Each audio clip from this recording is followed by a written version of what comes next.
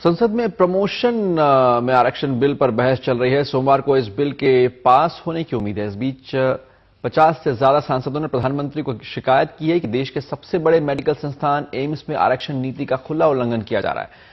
उधर आरटीआई के जरिए हासिल किए गए आंकड़े बताते हैं कि देश के बड़े बड़े शिक्षा संस्थानों में शीर्ष पदों में अब तक कोई एससी या एसटी वर्ग का व्यक्ति नहीं पहुंच पाया। एक खास रिपोर्ट। मैं बिल्कुल सुनने के लिए तैयार नहीं हूं। आरक्षण पर मायावती के गुस्से ने संसद में सबको चौंकाया, लेकिन आरटीआई के आंकड़े कहीं अधिक चौंकाने वाले हैं। सूचना अधिकार के तहत यूजीसी ने जो आंकड़े दिए हैं, उनके मुताबिक देश की टॉप 31 सेंट्रल यूनिवर्सिटीज में अनुसूचित जाति के केवल 26 प्रोफेसर हैं और अनुसूचित जनजाति यानी एसटी कैटेगरी के केवल 9 प्रोफेसर ही हैं। देश के बुद्धिजीवी वर्ग का गढ़ कही जाने वाली जेएनयू में प्रोफेसर और एसोसिएट प्रोफेसर के पद पर कोई एससी या एसटी नहीं है। आरटीआई से पता चला है कि लेक्चरर के पद पर भी जेएनयू में एससी के लिए आरक्षित 69 पद और एसटी कैटेगरी के लिए आरक्षित 29 पद खाली पड़े हैं। दिल्ली यूनिवर्सिटी में 122 प्रोफेसर और 277 एसोसिएट प्रोफेसर हैं, सभी जनरल कैटेगरी के। यहां भी प्रोफेसर या एसोसिएट प्रोफेसर के पद पर कोई एससी या एसटी नहीं है। इसके अलावा एससी कैटेगरी में लेक्चरर के 64 और एसटी कैटेगरी में 31 पद दिल्ली यूनिवर्सिटी में खाली पड़े हैं। ये तो रही पद खाली होने की बात, लेकिन नौकरी मिलने के बाद भी दलित या आदिवासी समुदाय के लोगों को उच्च संस्थानों के भीतर जबरदस्त भेदभाव का सामना करना पड़ता है।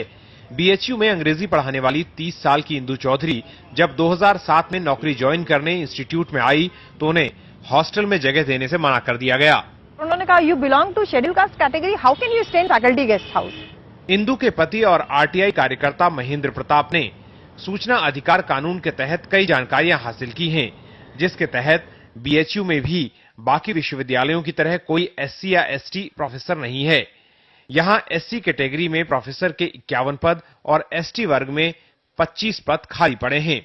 मिनिस्ट्री ऑफ एचआरडी का टेक्निकल एजुकेशन डिपार्टमेंट है, वो बार बार ये लेटर लिख रहा है कि बैकलॉग फिलअप किया जाए, बैकलॉग फिलअप किया जाए, एससी एसटी की भर्तियां की जाए, लेकिन इन सब के बावजूद भी कोई ऐसा आउटपुट निकल के नहीं आ रहा है। अपनी सफाई में बीएचयू कहती है कि विज्ञापन निकाले गए तो उसे इन पदों के लिए न्यूनतम योग्यता वाला कोई उम्मीदवार नहीं मिला। पिछले दिनों 50 से अधिक सांसदों ने प्रधानमंत्री को यह चिट्ठी लिखी है, जिसमें सीधा आरोप लगाया गया है कि देश के सबसे बड़े मेडिकल संस्थान एम्स में पिछले 3 दशकों से आरक्षण की नीति का उल्लंघन किया जा रहा है। कहा गया है कि यहां 164 डॉक्टरों की नियुक्तियों में आरक्षण नियमों का खुला उल्लंघन कर अगड़ी जाति के लोगों को नौकरी दी गई।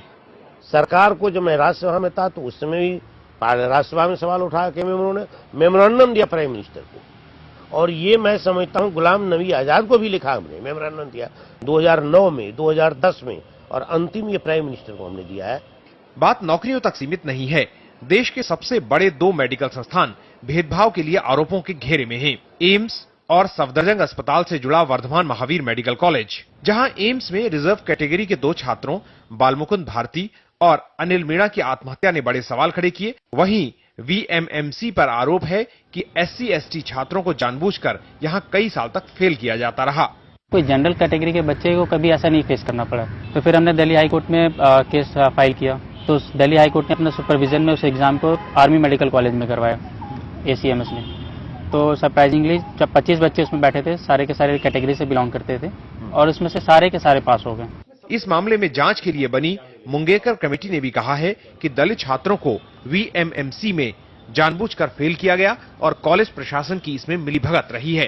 एम्स और वर्धमान मेडिकल कॉलेज के अधिकारियों ने इन आरोपों से इनकार किया, लेकिन कैमरे पर बात नहीं की। उधर सरकार मानती है कि संस्थानों में भेदभाव वाली सोच एक हकीकत है। हम मानते हैं कि ये दुर्भाग्यपूर्ण घटनाएं हैं, लेकिन शिक्षा में समानता लाना सरकार की जिम्मेदारी है। साफ है कि अगर आज तरक्की में आरक्षण की बात हो रही है तो इसकी एक वजह यह भी है कि देश की तरक्की की नींव तैयार करने वाले उच्च शिक्षा संस्थान सामंती सोच से उबर नहीं पाए हैं।